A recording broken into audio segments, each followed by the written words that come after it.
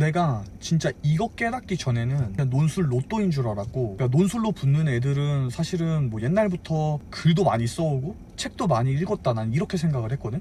그러니까 내가 진짜 이거 깨닫고 난 뒤는 한양대학교 모의고사를 본 게 있었단 말이야. 거기서 내가 이제 92점을 받아가지고 전국에서 6등을 해버리고, 그리고 합격생을 내가 2명이나 배출을 시켰잖아. 그러니까 이거 깨닫는 게 정말 중요한 것 같아. 그러니까 뭐냐면 우선은 이 발상 자체에 대한 전환이 좀 필요한 것 같아. 우리가 흔히 이제 논술이라고 하면은 이제 글짓기라고 생각을 한단 말이야. 그러니까 글을 이렇게 작성을 하는 거니까 얼마만큼 글을 잘 써야 되느냐 요거에 집중을 한단 말이지. 근데 잘 생각해보면 이 논술이라는 게 글짓기가 아니야. 오히려 글 읽기에 가까워. 그러니까 그 이유를 좀 얘기를 해보면, 우리가 왜 영어 같은 거 할 때, 영어 회화 같은 거 잘하려고 할 때 우리가 뭐부터 공부해? 보통 리스닝부터 공부하지 않아? 그러니까 리스닝이 돼야지만 스피킹이 될 수 있는 거거든. 흔히 이런 얘기 하잖아. 귀가 뚫려야지만 우리가 말을 할 수 있다, 이런 얘기 많이 하잖아. 근데 그런 거랑 똑같은 거라고 봐. 우리가 라이팅이 되려면 이 리딩이 돼야 돼.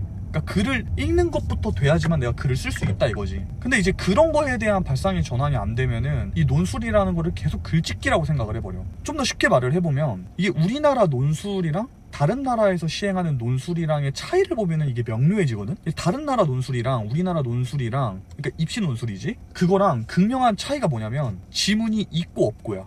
그러니까 우리나라 같은 경우는 지문이라는 게 있단 말이야. 근데 다른 나라에는 지문이 없어. 그냥 답안지만 줘놓고 문제 써놓은 다음에 행복이란 무엇인가 이렇게 써놓고 그거에 대해서 쭉 쓰는 거야. 근데 우리나라는 어때? 지문을 주잖아. 그러니까 지문이 제시되지. 그거를 우리가 뭐라고 얘기하냐면, 지문이 제시되었으니까 제시문이라고 읽어.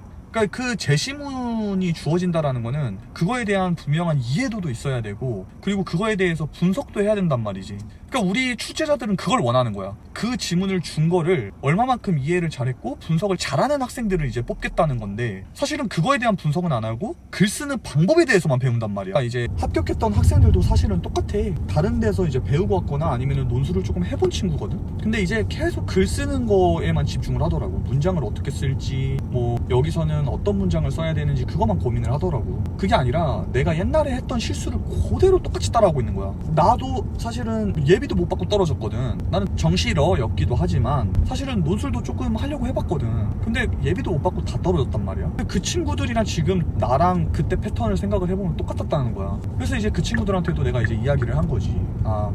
이렇게 공부해서는 안 되고, 우리가 이제 글을 분석하는 방법과, 그리고 출제자가 이제 출제하는 부분에서 채점하는 데 있어서 기준표를 만들거든. 그 기준표에 부합하는 이제 독해법과 분석법 같은 경우를 조금 알려줬어. 내가 분석을 했던 것들을. 그랬더니 이제 그거를 본인들이 흡수를 잘하더라고. 그게 사실은 내가 뭔가를 잘했다기보다는 그냥 내가 깨달은 거 알려줬을 뿐이야. 알려줬는데 이제 학생들이 본인이 잘한 거지, 그런 부분들을. 그래서 나는 합격을 했다고 생각을 해. 아마 논술 전형 준비하는 친구들은 본인이 더 잘할 거야. 자기 현재 성적보다 좀 더 높은 학교를 지원하려면 이제 보통 논술 전형을 생각을 하는데, 당연할 수밖에 없는 게 내가 학종이나 교과를 준비하는 친구들이라면 내가 이제 쓸 수 있는 학교에 내시 점수가 있을 거란 말이지. 내가 예를 들어서 경희대 정도를 쓸 수가 있어. 그럼 굳이 논술 전형을 쓸 이유가 없어. 마찬가지로 이제 정시 모의 등급이나 뭐 이런 것들 봤을 때 내가 경희대 정도 가는 거는 적정 점수가 나와. 그러면은 논술 전형으로 경희대를 쓸 이유가 없겠지. 근데 보통 이제 논술 전형을 준비하는 친구들은 자기의 성적보다 조금 더 높은 학교를 많이 쓰려고 해.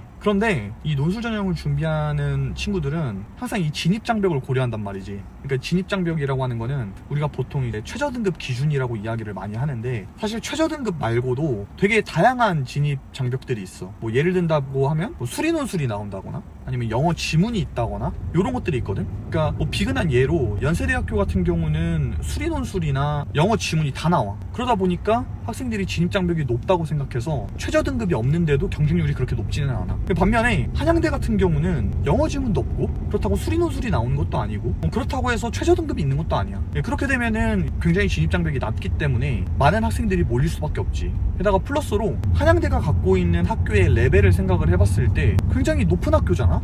굉장히 가고 싶단 말이지. 근데 그런 학교인데 진입 장벽이 없다? 그럼 이제 너도 나도 몰리게 되는 거야. 그래서 사실 한양대뿐만이 아니라 그냥 논술 전형을 준비하는 친구들이 사실은 그거 너무 당연한 거잖아. 4, 5등급 친구들이 많아. 나도 그랬고, 나도 고등학교 다닐 때 뭐 4등급, 5등급 나왔고, 그런 친구들이 조금 그런 오해의 말이나 그런 잘못된 어떤 정보들을 듣고 공부를 하는 게 아니라 조금 방향성을 잘 잡고 공부를 했으면 좋겠어. 이게 생각보다 논술 전형을 준비하는 거에서 허수들이 굉장히 많아. 우리가 알고 있는 경쟁률이 다가 아니거든. 그래서 그런 숫자에 집착하지 말고 제대로 된 방향성을 갖고 공부를 했으면 좋겠어.